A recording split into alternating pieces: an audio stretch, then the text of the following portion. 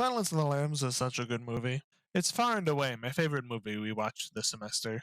It took me out of my comfort zone while also not taking a sledgehammer to my emotional state, which is an accomplishment that can't be said about some movies we watched this semester. It has fascinating characters, an intriguing plot, and very talented writing. It absolutely deserves all the awards it won. You could write a thesis analyzing almost any character or scene in this film, but today I'd like to focus on the last direct scene with Hannibal Lecter and Clarice Starling. It has multiple fascinating elements, but I would like to focus on three of the main technical aspects of it: the sound design, lighting, and cinematography, and see how they influence the strengths of this scene. Let's start with the sound. One of the key ways that cinema conveys emotion is through the power of music. It can bring levity to a comical scene, it can bring tension to a dramatic scene, and it can bring weight to a fight scene. Many of the most powerful scenes in cinema are underscored by exceptional soundtracks. So imagine my surprise when this scene, one of the most tense in the movie, has hardly any.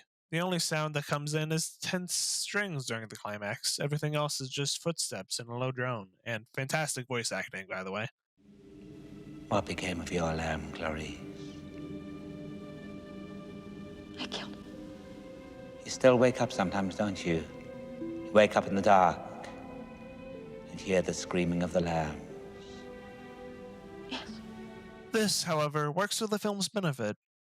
It's quiet, but it's tense. Each footstep Clarice takes makes you feel more and more uneasy as it pierces the silence.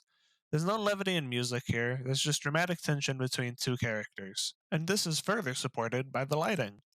Hannibal's cell isn't the only source of light in the room, there's still plenty of lighting without it, but it is by far the brightest. Not only does this cast Hannibal in a very dramatic light, being a great contributor and making him look even more ominous than he normally does, but it also paints Hannibal as being illuminated in a sense. Not illuminated as in being a good person, but as being a knowledgeable one. He knows what's making Buffalo Bill tick, and despite Starling's best attempts, she can't get it out of him. This also doubles with her being in the dark, visually speaking, the main light coming on her from his cell. This isn't the only scene to do this, by the way. Most scenes with Hannibal and Starling do this in some regard, but it's really noticeable here. It also contributes to my last points with cinematography, but before I can do that, I need to make a small detour and talk about a show that nobody ever stops talking about: Avatar The Last Airbender. Bear with me for a second, I promise this is relevant. Let's take a look at this scene. Out of context, who looks like they're the one in prison here? It's actually Iroh, the man on the right, but the way it's shot, you wouldn't think that.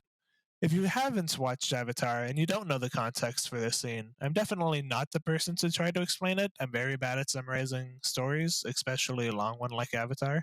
Fortunately, though, I don't have to. The cinematography does it for me.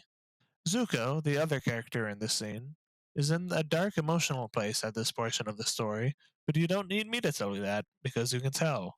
He's visually in the dark, and visually trapped by something mentally.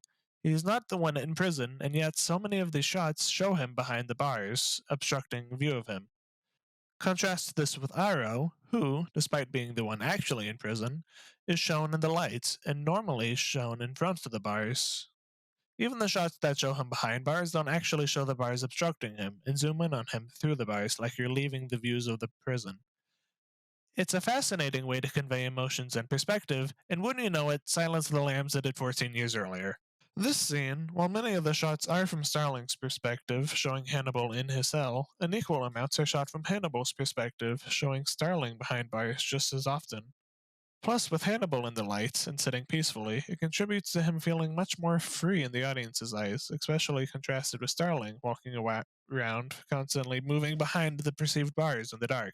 It's also worth noting that in previous exchanges between Starling and Hannibal, his cell was transparent and they could look each other eye to eye. However, in this scene, not only are there obvious prison bars, but Hannibal is also physically higher than Starling, both contributing to his elevated knowledge implications, but also giving him dominance over Starling in the conversation. This is further supported by the camera, getting directly in both actors' faces at the end of the scene, making it feel incredibly claustrophobic as Hannibal finally gets to break away at Starling's past. This movie is incredibly good. And that is the pitch. I do not have a closing statement. Thank you. Thank you.